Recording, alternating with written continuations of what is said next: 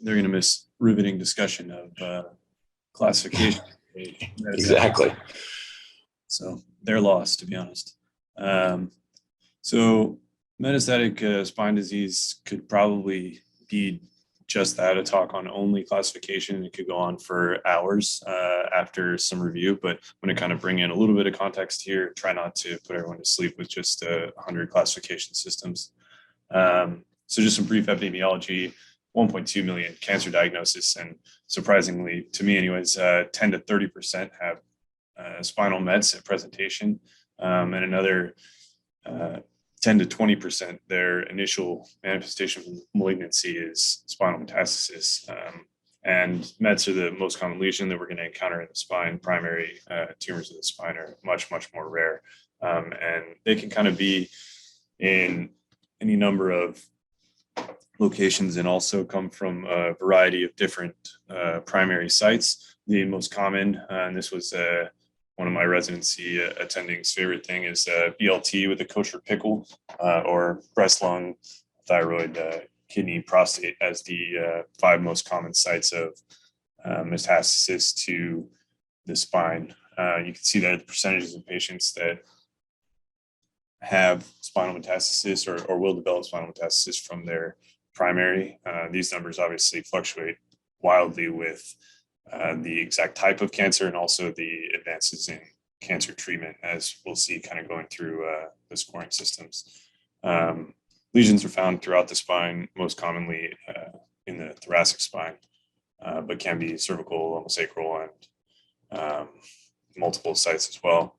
Just briefly on pathogenesis, the main proposed reason for this pattern of spinal metastasis is as a result of connections from Batson's venous plexus. This is a longitudinal venous plexus that kind of runs the majority of the length of the spine. It's valveless, so it allows travel both directions, and also originates from these sites of high degree of metastasis and drains to the spine, which is how the blood flow gets there, and how these cells are able to move from their primary site and into this secondary metastatic lesion. This is not 100% perfect in terms of its explanation for spinal metastasis, and a paper in Core kind of discusses why this might not be such a easy, A to B kind of explanation. The biggest thing they say is if blood flow determined spinal metastasis or metastasis in general and to the spine specifically, then pretty much all your high cardiac output organs would see a lot of metastasis, and they don't really. And so they kind of stress the other factors. And as we're getting further and further into cancer research at a molecular cellular level, we're learning more about cell-cell interactions and factors that allow cells to attach or detach or invade into other tissues. And this is going to become kind of a higher studied part of spinal metastasis, and also is kind of the ongoing focus of most metastatic cancer research at this point. So on diagnosis, clinical presentation, patients with spinal mets tend to present with axial pain, 85 to 95%.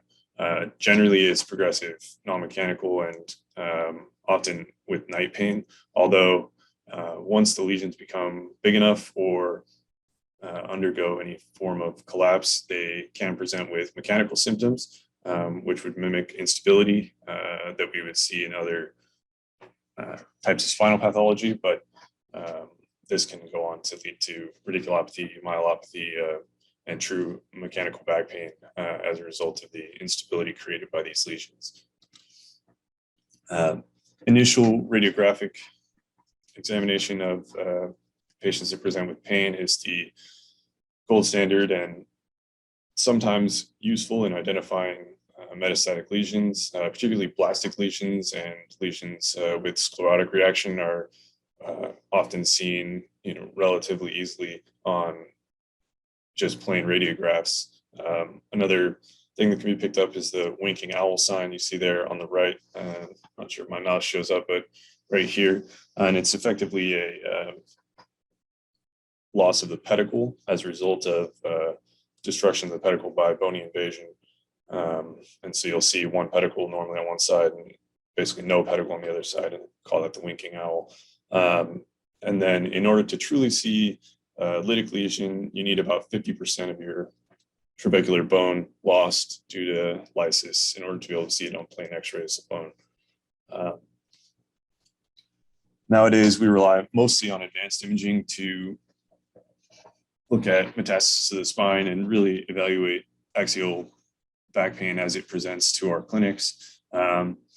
If cancer or metastasis is suspected, then typically an MRI of the entire spine is done to evaluate for distant metastasis, and then also helpful for surgical planning if that ends up being the path you go. CT scan is also done concurrently. Better defines the extent of the bony destruction, can help you evaluate for instability as a result of these lesions, and also is helpful in surgical planning. And then technetium 99 used to be a lot more common and much more relied upon in the metastatic cancer world. With the improvement of MRI, a lot of places are not relying on it as heavily. Look for distant sites of metastasis that aren't already known, and then importantly, if they have myeloma or renal cell carcinoma as a primary, then often they can have a cold scan on technetium bone scan. So just something to be aware of there. In terms of diagnosis, the mainstay, if you're going to go after the metastatic lesion as your lesion for diagnosis, is CT-guided biopsy. Often these tumors are in the body or pedicle, and so a transpedicular approach can be used. The important thing is to use as large of a bore needle as possible. They've shown that the higher degree of accuracy is correlated with the size of the needle bore that's being used for the biopsy. And the accuracy of these biopsies is quite high, especially with CT guidance. You can be relatively sure that you're in the lesion at the time of biopsy, and allow you to get a tissue diagnosis if you don't already have one. If your differential includes lymphoma, then in addition to histologic and microbiology analysis of the lesion, you should also send it for flow cytometry. And the old adage, culture alt path, and path all cultures holds true here. Infections can kind of mimic what otherwise would look like a metastatic lesion sometimes, so can't rule that out until you've done the work. And this is an algorithm proposed for the workup of patients who present with pain, specifically in context of spinal metastasis. Everyone gets an exam and radiographs, and if they're normal, then non-surgical treatment. Importantly, if you have persistent or new symptoms, then everyone ends up on the right side of this graph. Typically, you'll start with MRI and then laboratory analysis, and then that moves on to a focused metastatic evaluation, bone scan, chest radiograph, CT abdomen pelvis, looking for sites of the primary, and then once you have a tissue diagnosis, then you can begin planning for surgical intervention or a treatment as needed. So to the meat of this classification, so a little bit of historical perspective on this. The Anakin classification staging system for musculoskeletal sarcomas, and also used in metastatic lesions for the spine. It grades both the biologic aggressiveness, the anatomic location, and then whether or not there's metastasis. And this is a relatively simple classification system, which makes it easy to use. But one particular downfall in terms of the spine is it doesn't account for the epidural space, and thus it's not that great for describing tumors about the spine. A more focused and a little bit more cumbersome to use classification system proposed by Weinstein, Barrani, Piagini, defines the spine in 12 radiating zones and also 5 tissue layers, moving from superficial to deep. And then each of these layers gets cut into one of the 12 pieces of the pie there. And based on the number of layers involved and the number of radiants involved, the surgical planning can be kind of dictated by where they're classified. This original paper had 24 patients, and they used their system to classify the patients post-operatively and retrospectively. And they showed that patients had a higher rate of recurrence if they had multiple sites of involvement, and also a higher rate of recurrence if they had multiple tissue layers of involvement that otherwise wouldn't have been captured by older scoring systems. So the more specific you can be about exactly where the tumor is with your scoring system, the more likely it is to accurately predict your treatment and give you a good prognosis post-operatively, which is kind of intuitive.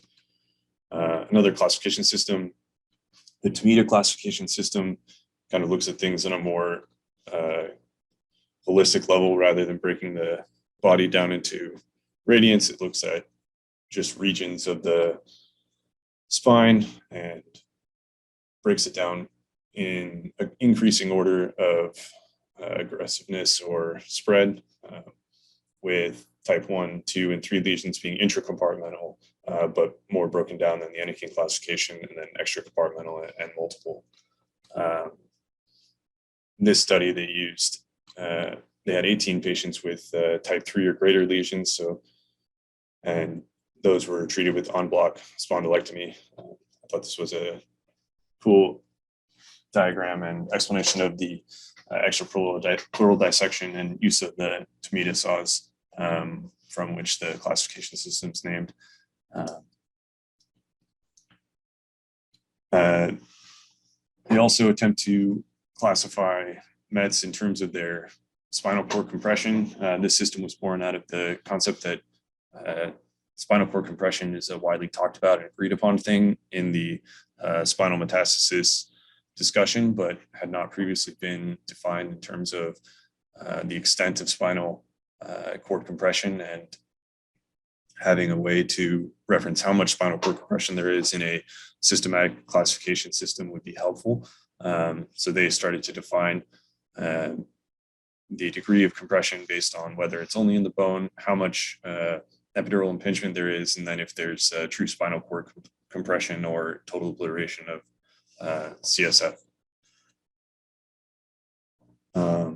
Another classification system, again, a little historical perspective here.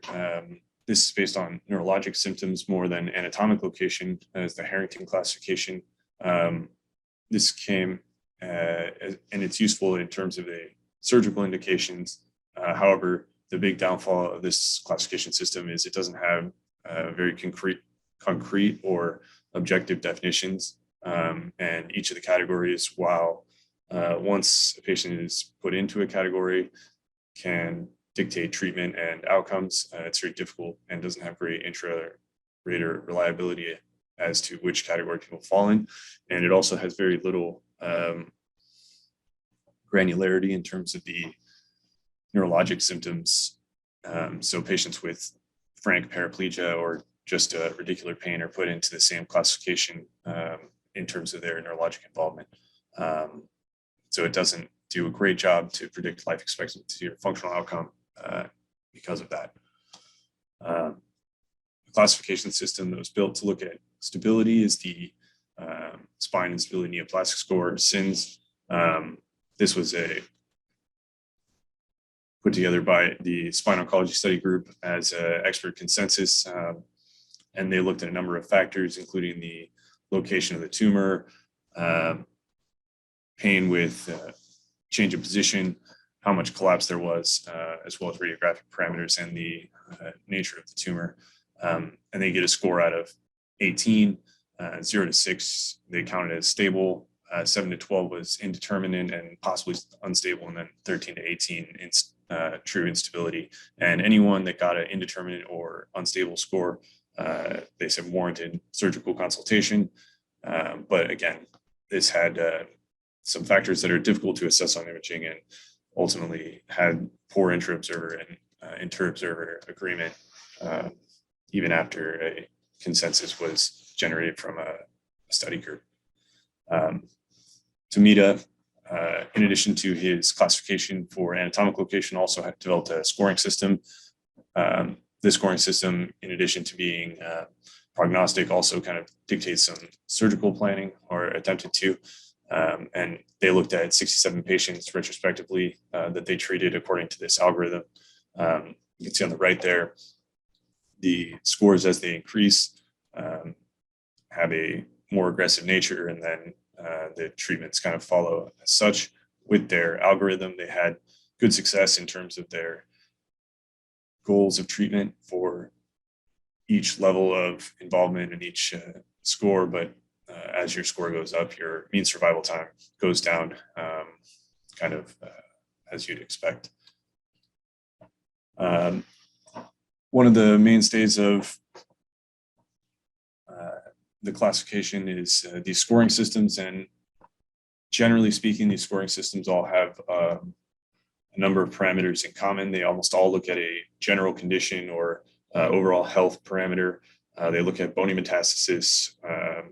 Most of them look at visceral metastasis, and then there's varying degrees of focus on the primary site, the amount of neurologic involvement, and then they'll try and predict survival and possibly surgical planning as a result of the score. But most of the scoring systems truly are just attempting to predict survival rather than the classification systems, which focus on anatomic or neurologic involvement, which dictated treatment a little bit more commonly. The original Tokuhashi was at 64 patients, and they do recommend excision for greater than 9 and palliation for 5 or less. And then this was updated 15 years later, with the main change being the primary sites of tumor were greater stratified to go from 1 and 2 and 3 to all the way up to 5, with the more aggressive tumors getting a score of 5. And this kind of shifted the overall score, but then also gave a little bit greater granularity and better predictive value to the scoring system based on the primary tumor that was involved. The other scoring system that is still widely used, and I think agreed upon as relatively accurate, is the SWORD Classic. This was a kind of algorithmically approached scoring system that looked at about 650 patients with multivariate analysis to attempt to look at factors that will influence survival. And you can see there on the right, similar kind of categories of parameters that were looked at, not as much focus on exactly which primary tumor it was, but they had excellent. I'm just letting you know, you got it right side. Say again? Oh, sorry. Excellent prediction of probability of survival, which was the main goal after the multivariate analysis. And then from the same data set, they also created a nomogram, which looks a little confusing at first, but you basically pick where you are on the line on the top and then drop down to the line at the bottom of the first break. And that'll give you points for each parameter. And then you add up all those points, and then the total points will go down to the second part of this nomogram. And then you drop down and you can see your 30, 90, and 365-day survival probability. So a little bit cumbersome to use in terms of a scoring system, not as easy as just adding up to 10 or 12 or whatever the other ones are out of, but gives you a little bit more kind of quick access to the survivability period based on the nomogram. And then Katagiri, this is a little bit less widely popularized of a score, but you can see from the table on the right there, starting to get a little bit more granular in terms of the primary tumor and also the nature of the primary tumor, not just where it comes from, but also how much responsiveness those primary tumors have to treatment, whether or not they're molecularly targeted drugs that work. And this is kind of getting to the point that each patient, while they can be put onto these scoring systems until you get to the actual patient's diagnosis, their actual tumor type, and what the treatment options are besides spine surgery, it's really difficult to predict survivability in general. So this one looks kind of more focused at the tumor itself. This was an article we looked at in Journal Club. It's a comparative study of 9 scoring systems, some of which I went through, the other ones, the modified Bauer, the Bauer, and the van der Linden. And they used receiver operator curves to model the accuracy of each of the tests. And they came to the conclusion that the Sork nomogram had the highest accuracy at 30 and 90 days, and the original Tokahashi was the most accurate at predicting 1-year survival. This is a great paper to have as a reference also because they go into the accuracy of all the scoring systems for each different primary that was common or found in their paper, and give you a suggestion to, if you're looking at a patient with renal cell cancer, which scoring system you should be using for each period, 30, 90, or 365-day survival times. And then a lit review that was done looked at kind of all the classification systems at the time, 6 classification systems, 23 scoring systems. And you can see listed there which factors were present in which of the scoring systems, with the most common, of course, being the whether or not the primary, or where the primary tumor was, and also whether or not there were visceral metastases. And then most of them have some effect or some perspective on the general condition of the patient, some lab values, and then whether or not there's other bony metastasis. But as you kind of get across all these scoring systems, the number of different factors and the kind of variability amongst the classification systems is pretty broad. If you wanted to have one that found which level lesions were at, there are classification systems that do look at that. The main things that were not accounted for and possible areas that future scoring systems may look at is that treatment now is being initiated almost immediately following the detection of metastasis, and the detection of metastasis in an asymptomatic period is becoming more and more common as MRI scans and advanced imaging get better and more common throughout medicine. And as such, it's going to change the outlook for a lot of these tumors. And also the bony metastasis pathway through the rank ligand and bisphosphonate treatment options are changing how we look at bony metastasis, and this hasn't really been accounted for in any of these scoring systems.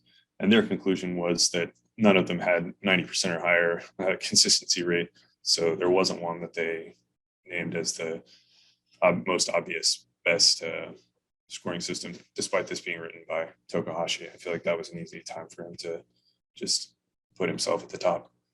And then just briefly on treatment, some historical perspective. This is a paper from Annals of Neurology, 1978, 235 patients, and they treated with surgery, which was laminectomy, and radiotherapy, or just radiation therapy.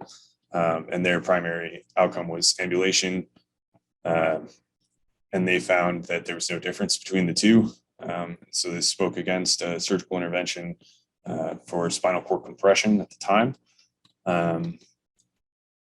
Then 9 years later or so, this is a retrospective study looking at excision primarily through vertebral body resection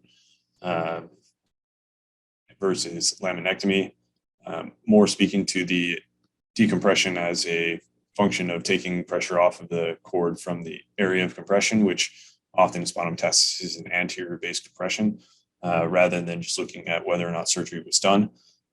In their study, they had about 60 vertebral body resections and 25 laminectomies. And in almost every parameter, the vertebral body resections did better. You can see the construct they use there with a threaded rod and some Harrington-based or rib hook looking distraction, as well as the bolts on the threaded rod. Pretty cheap looking construct in terms of the cost of implants. And surprisingly, the mortality and morbidity after surgery was pretty similar in terms of magnitude of the surgeries. That's surprising to me. But the only main difference was the laminectomies had a worse wound healing. And then this is kind of the groundbreak paper that was in the Lancet, randomized multi-institutional non-blinded study looking at spinal cord compression caused by metastasis. 50 patients had surgery after radiotherapy and 50 patients had radiotherapy alone with ambulation as their primary endpoint. Secondarily, they looked at urinary function, strength, functional status, whether or not they needed steroids or pain medication, and then overall survival time. And the reason they only had 50 patients in each arm, despite, I think, ballparking that they needed something like 70 in each arm, was the study was stopped early due to pre-set early stop criterion that was set. They had significantly more patients in the surgery group that were able to walk after treatment. They retained the ability to walk longer, and 32 patients that entered the study unable to walk. Significantly more of them regained the ability to walk with surgical intervention as compared to radiotherapy alone. So this was kind of the study that showed that direct decompressive surgery plus postoperative radiotherapy was superior to radiotherapy alone. Just a little bit of a more modern kind of update on where we're at with some factors that are affecting spinal metastasis surgery today. One thing that's kind of commonly talked about is the timing between radiotherapy and surgery. And this is a systematic review from 2020 looking at that exact question, and also attempting to establish a safe interval. They reviewed 41 articles and ultimately came to the conclusion there was insufficient evidence, which is always a sad thing when you go through a big study like this. But after their review of the literature and discussion from experts in the field, they came to the recommended interval of 2 weeks with a minimum of 1 week between radiotherapy and surgery. And they note that the focused stereotactic surgery can further reduce post-op complications. They also noted that if your window is too long, greater than 12 months, that wound complications tend to rise. And then post-operative radiotherapy has fewer wound complications than pre-op, but you do lose some of the effects of the tumor being shrunk if you do post-operative therapy, where pre-operative therapy, you'll have hopefully a smaller burden of tissue to take out if it's radio responsive. And then just a global look kind of at metastatic spine patients in general. This was an epidemiologic study looking at readmissions database. And they looked at about 13,000 patients and noted specifically that there's an increase in surgery from 2010 to 2014 of like 15%. Patients with metastatic disease of the spine had increased risk of mortality and basically worse outcomes in general as compared to other patients having spinal surgery. They had a longer length of stay, greater costs, and more readmissions for neurodeficits. And so they just stressed that if you are going to be treating patients with spinal metastasis, that this should be accounted for in terms of their outcomes, and that they don't represent the same kind of group of patients that the remainder of spine surgery kind of looks at. They do note a decreased risk of revision fusion, but I think largely due to the difference in life expectancy of these patients as compared to normal spine surgery. And then kind of a overarching expert opinion / review of what's important during spine surgery, specifically looking at graft types and construct. for reconstruction after metastatic spine tumor resection. About 40% said they used bone graft to accomplish their surgery, and the most common was structural allograft for anterior reconstruction. People also using cages and cement as well. It's interesting, the concept of bony union is still significantly debated in terms of whether or not it's an important thing to strive for with your construct. And then they recommended an anterior construct with bilateral posterior instrumentation when performing a 3-column resection, which makes sense just in terms of how we approach the remainder of spine surgery, attempting to get 3-column fixation with your 3-column resections. And then they surveyed all the docs in terms of what was important to them.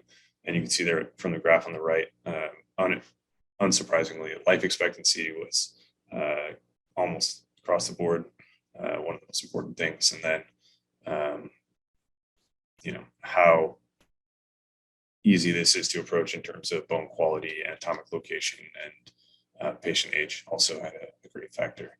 And then wouldn't be a talk without some nod to MIS surgery.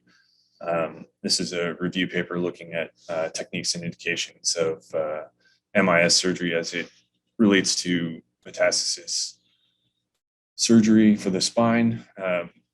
They specifically looked at separation surgery, which is trying to remove the metastatic burden from close to the neural elements to allow for radiosurgery of these tumors.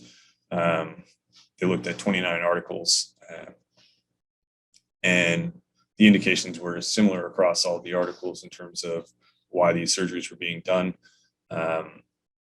And they, generally speaking, showed that the complication rates were similar compared to traditional approaches. However, some of the articles they looked at did show statistically significant improvement compared to a traditional approach using MIS surgery. And the ones that tended to have the strongest evidence were the mini open techniques rather than some of the other ways of approaching it from an MIS standpoint.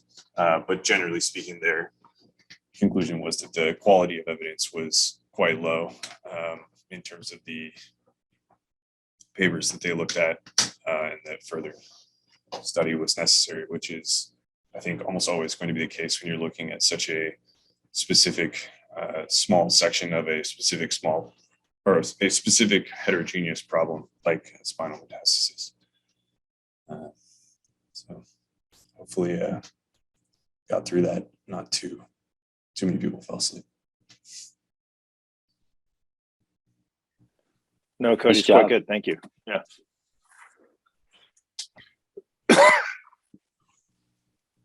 Yeah, it's a tough topic to cover in total, like you said, but I think a really relevant one. The other thing is like the whole, just on the classification side, especially for fellows, and there are apps now that help you calculate everything. So there's actually a SORG app, if you wanted, that actually walks you through everything. I think even has the literature to support the clinical decision making and stuff like that in it. So it's kind of a little clinical pearl if you wanted to put that on your phone. But it's important because it certainly does determine, how aggressive you're going to be in recommending, radiation versus palliative care versus surgery. So cool. Yeah. Big topic. Good talk. Good Thanks, job, Kody. Kody.